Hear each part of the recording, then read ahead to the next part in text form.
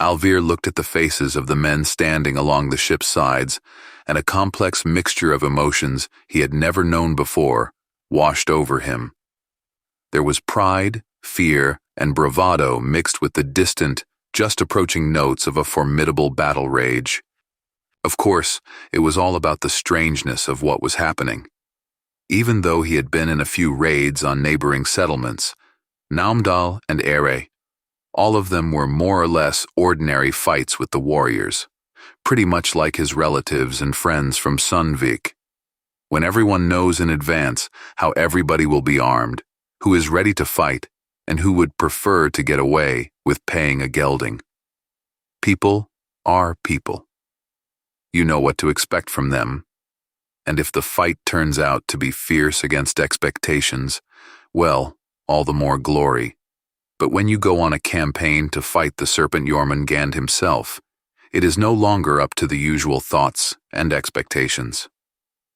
The main thing you must remember, Alvir, his father told him yesterday, this is the day for which you, all of us, live. All are equal before Jormungand, and any quarrels we may have are nothing compared to what is to come. So be prepared to fight shoulder to shoulder with those who swore vengeance on you and those you swore vengeance on. Do you understand? Alvir nodded silently. Other chieftains and noble bonds, followed by many men, liked to rant about the will of the gods and Valhalla and how the only fate worthy of a man was a seat at the Allfather's table. But his father usually preferred to stick to simple, down-to-earth talk that even the most shallow and peaceful workers, who might never have the chance to take up arms, could understand. And though Alvir was not of ordinary folk, but rather the son of an influential Jarl and the nephew of one of the wisest of Sundvik's lawgivers, Gudrod the Silent, he knew that, thanks to his father, Jarl Sigvald, even the lowest of milkers or water carriers would take up arms and fight to the last breath for his chief if the need arose. And so it was. It was time for another march to the Serpent Jormungand. All the warriors had already loaded onto the ship, and the helmsmen, having retired to a special room on the bow, began their magic to ensure a safe passage to where the Ledong of the four folks was to fight the serpent. Alvir had once dreamed of becoming a helmsman as a child, but he had not been accepted. He did not possess the proper talent for sorcery. Now he was glad of that, for helmsmen never got off ships, and with very few exceptions, they did not take part in fights, for they were too few, and without them, no one would be able to bring the ship home.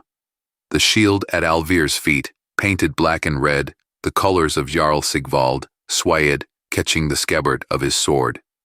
Alvir felt the deck shudder more and more, and then the tremors gradually accelerated into an almost indistinguishable shudder. The Red Vulture, Sigvald's ship, departed. Alvir knew that two other ships had left for Jormungand simultaneously, the Swan of Jarl Asmund of Naumdal, and the Arrow of Jarl Hjalmar of Uppsala. Rogaland's Jarl Haki had not repaired his bull by the deadline, so his warriors were distributed among all three ships, and Jarl himself joined Asmund, who had the largest ship. 3 ships and nearly 200 men against the greatest monster Midgard had ever seen. Of course, Ragnarok had not yet come, but nobody can cheat his fate. If it demanded that the World Serpent be fought sooner, then so be it.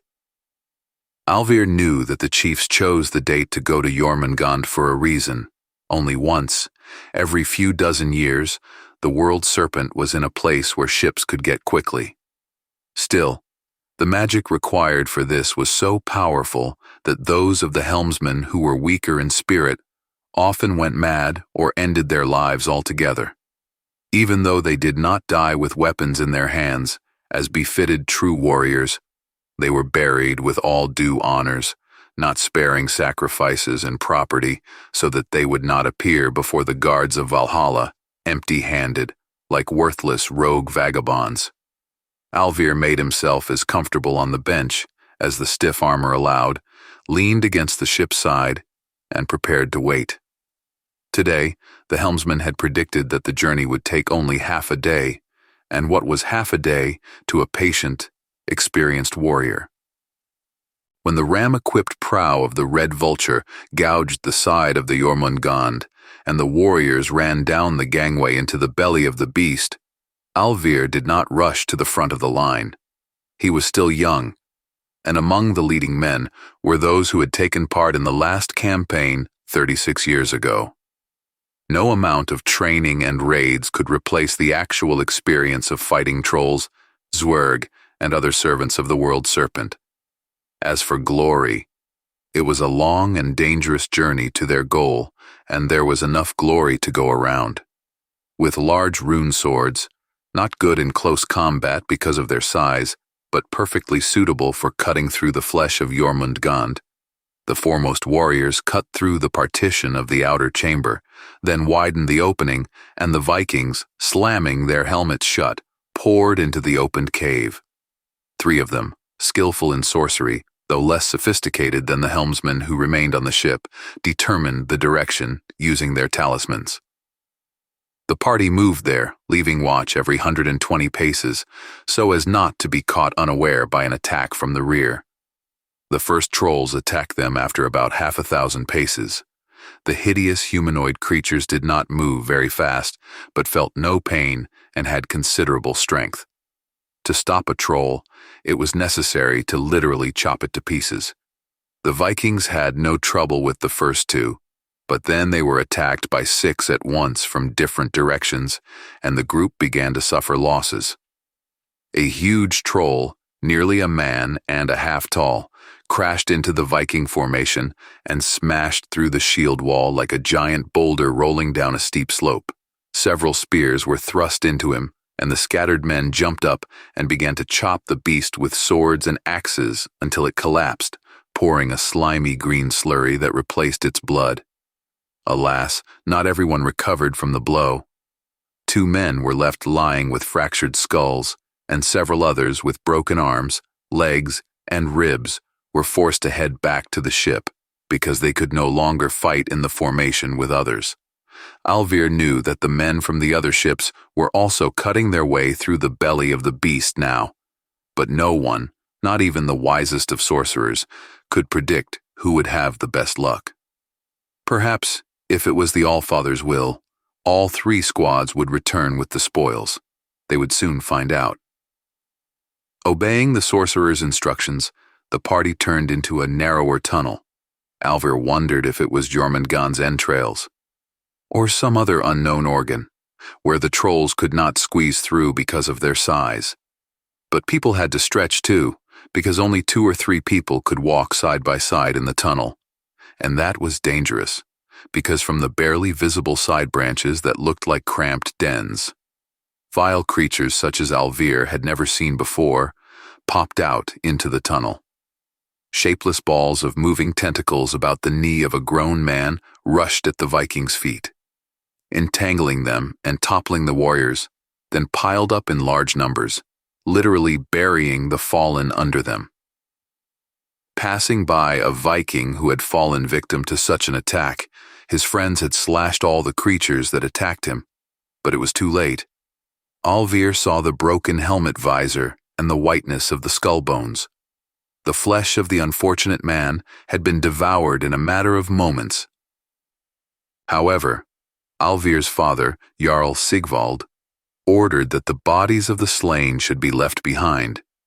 There was no time to waste. They would pick them up on the way back if they could. They reached their goal after about an hour, which Alvir knew would be forever etched in his memory. He would tell his children about the campaign, of course, and the skalds would probably write many poems of the Vikings' valor, and the exploits of the survivors and the dead would become the basis for sagas. But nothing will be able to convey the fury of the warriors and their sorrow for their dead comrades, and terrible creatures, wave after wave, rushing upon the detachment with only one purpose: to kill. Not to let people even one step forward. But the men endured, and broke through. In the spacious hall, a relatively small, about the size of a barrel of ale, clot pulsed and shimmered on a dais of World Serpent's flesh. Alvir could sense, even from a distance, what great power lay hidden within that clot. The heart of Jormungand. It was the main and only goal of the quest. The magic power exuded by the heart of the World Serpent was the only thing that could save the settlements of the Northmen from the fierce cold of Ginnungagap, and there was nothing more glorious for any man than to participate in a quest for the source of Jormungand's power, and to whom it was destined to return with victory, and to whom to fall in battles with the uncleanness that served the World Serpent. Only the Norns know, and certainly no one can neither predict nor change. The way back to the ship was surprisingly quiet. One of the sorcerers had said that the loss of the heart would exhaust Jormungand's guards, and so it was. The trolls tried to attack only a few times, but their movements were sluggish and slow, so they were cut down without much difficulty or loss. Still, Alvir only felt safe when the 4 men, chosen for their endurance, carried the heart stretcher aboard the Red Vulture, and the ship set sail, heading back to their homeland of Sundvik. Only some of the families of the Northmen will meet their kin returned from the campaign. It does not matter, for those who died have gained great glory and seats at the All-Father's table, and each of the Filk will remember this as they prepare to one day set out on a new quest for the heart of the serpent.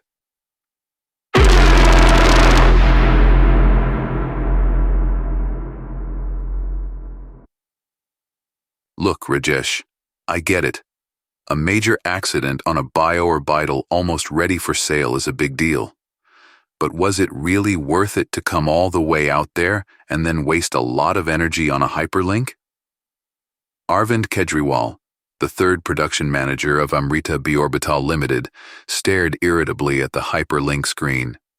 Emergency engineer Rajesh Shivashankara was staring back at him from the screen, and there was not an ounce of remorse in the young technician's gaze. But there was something in it that Arvind, who knew Rajesh well, they had been friends for several years, had not seen for a long time, the childish delight of learning, the pure joy of meeting the unknown. "Don't be so boring," Rajesh said. "You have no idea what we have encountered here, and when you'll know, you will be as amazed as I was." Arvind sighed. "Don't tell me we're going to miss the delivery deadline by a lot," he said. "That's the last thing we need. What the hell happened in there? Did the engineering department make a big mistake and the bioorbital went out of orbit and got hit by a stray comet? Was it attacked by ravenous bug-eyed monsters from a parallel universe? Or had it been hijacked by dashing space pirates from retarded adventure holo shows?" To his surprise, Rajesh did not take offense at the snide tirade, but nodded his head, smiling cheerfully. "You have no idea how close to the truth you came with your last guess," he said, winking.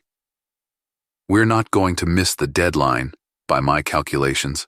The bioorbital has almost healed the damage. Maybe a week at the most. That's within the terms of the standard contract."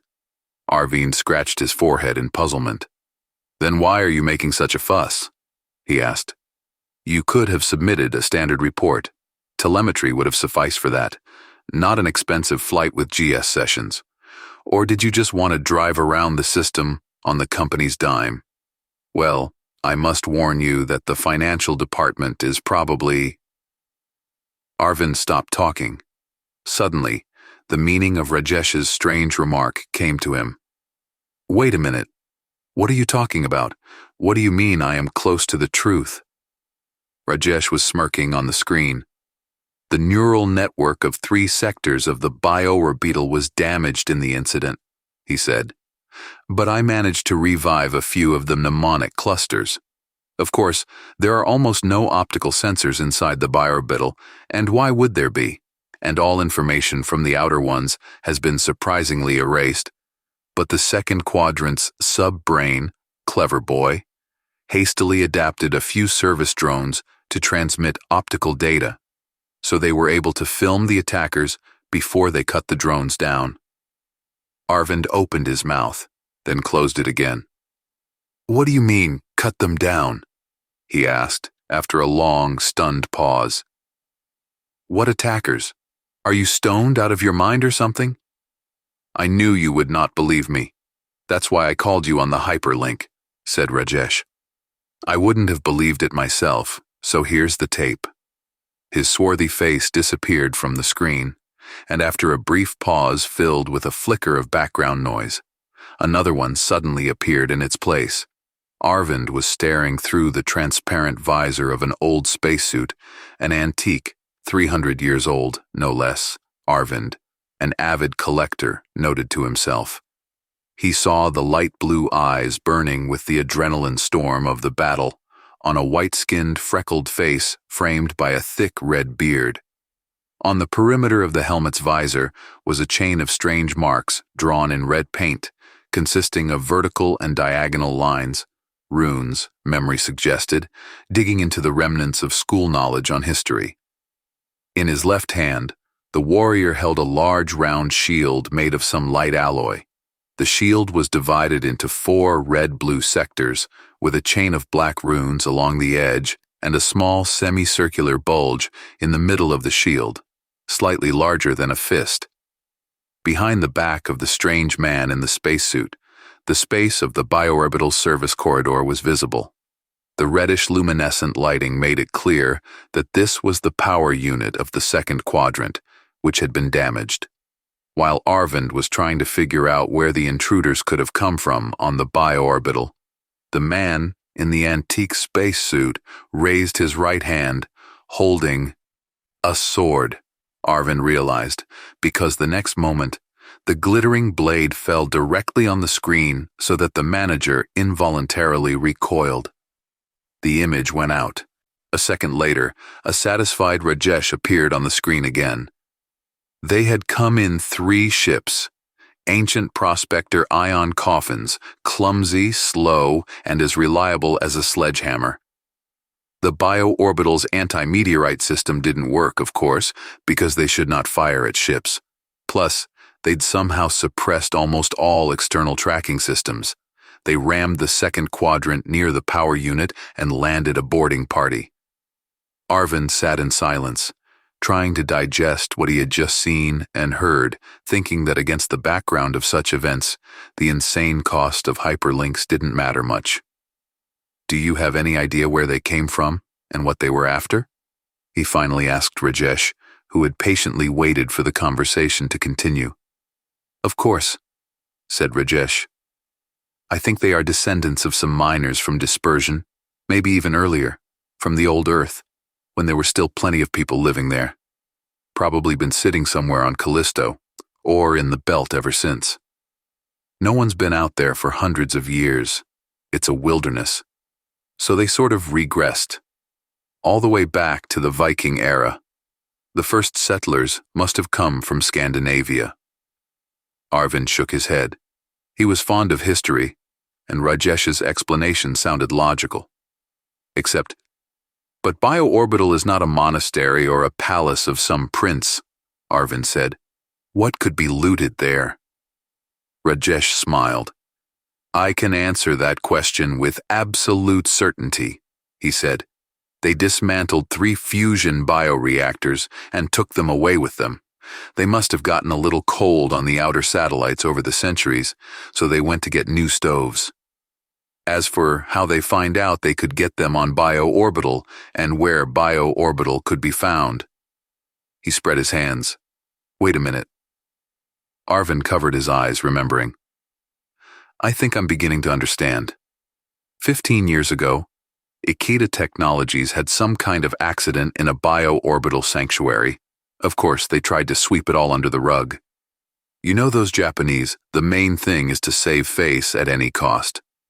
But the rumors were so wild that no one believed them anyway. Allegedly, aliens or space pirates robbed or hijacked one of their bioorbitals, In fact, everyone thought that the Japanese themselves had spread those rumors to cover up some major screw-up of their own. Rajesh chuckled. I guess it wasn't a rumor at all, he said. And space pirates really do exist, and what a lot of them, real Vikings, sons of Valhalla or whatever. He was silent momentarily, then asked more seriously, So, what do you think? What should we do? Arvind did not answer right away, thinking. I'll have to report to the board of directors, of course, he said finally, without making too much noise. I don't want to alarm the public, and especially not the customers. But the board won't like the fact that our bioorbitals can be gutted by some space Vikings. We'll have to present them with a plan of action. Can you figure out where they came from? He asked. Why bother? Rajesh asked. We can just pull all the bioorbitals to orbits closer to the sun, and then the swordsmen wouldn't be able to reach them. Ion ships don't have that much range, and they're probably low on fuel. And then leak it to the patrol and let them handle it. Contact with the dispersion remains is not Amrita's purview. Arvind nodded slowly. I guess that makes sense. We'll just have to come up with a story instead of a raid on a bioorbital. We can't give all those admirals in Patrol HQ such a weighty political leverage. He looked at Rajesh. Do you understand me? Of course I do. I've already erased everything from the memory of the bioorbital, and I will erase it on my shuttle as well. All data will remain only on the external memory crystal. Arvind breathed a sigh of relief, with a hint of annoyance mixed in. As much as he was sorry to lose a sound engineer, Rajesh had to be promoted. You can't keep good people in low-level positions. It's bad for loyalty. Very well, he said. Get out as soon as you're done with the bioorbital. See you back at headquarters. Arvind shook his head once more. Vikings, my goodness! He pressed a key and the hyperlink screen went out.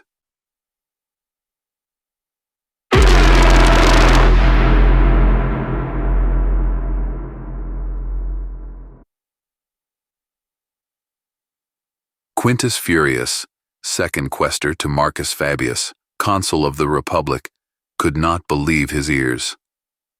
Forgive me, my lord, he said in an emphatically formal tone. I do not question your concern for the good of the Republic, but this is a direct violation of the Senate's decree. Are you sure that— I am sure? The consul interrupted him. The Senate is a bunch of old, stubborn cowards. Of course they're right. The Republic needs new resources and new sources of energy. But if we get them, as the Senate dreams, and I have no doubt we will, our expeditionary corps is stronger than ever. The population will start to grow again, as it has before, and what will we do in just a few years? It doesn't matter if you have bread for your citizens, if they have nowhere to live. And be so kind, Quintus, leave that statutory tone, the consul said in a lower voice. I speak to you now as a friend, not consul. Quintus shuddered. He had been a boy when the homeless riots had swept through the Republic in a bloody tornado, but he remembered the despair and horror of what was happening around him. But this is incredibly risky. Quintus felt that he was already leaning toward the consul, but his sense of duty did not allow him to defy the will of the Senate so easily. If we are defeated, the Republic will be doomed. The consul sighed. If we do not defy the Senate, it will surely be doomed. We will not survive a second rebellion, Quintus. He clenched his fists, his eyes glittering. And those old fools in the Senate can't see further than their own noses. Quintus gave in. He had known Marcus Fabius for 20 years, since he was a boy, and trusted him unconditionally, like the father whom the consul had replaced for him, and the senators. They will have no choice when the 6th Legion will return with victory. The Republic will have a new province, something it hasn't had in decades. I've already ordered the defectors from the northern barbarians to change course, the consul said. It's amazing how good their helmsmen are. They will lead us to the target. They have recently robbed it themselves, but they had only 3 ships, and we have the entire fleet of the Republic." Quintus nodded and turned to leave. It was time to get the ships into battle formation. The barbarians might have stolen one of the Serpent's hearts, but the Republic is not in the business of petty piracy. It needs the whole serpent.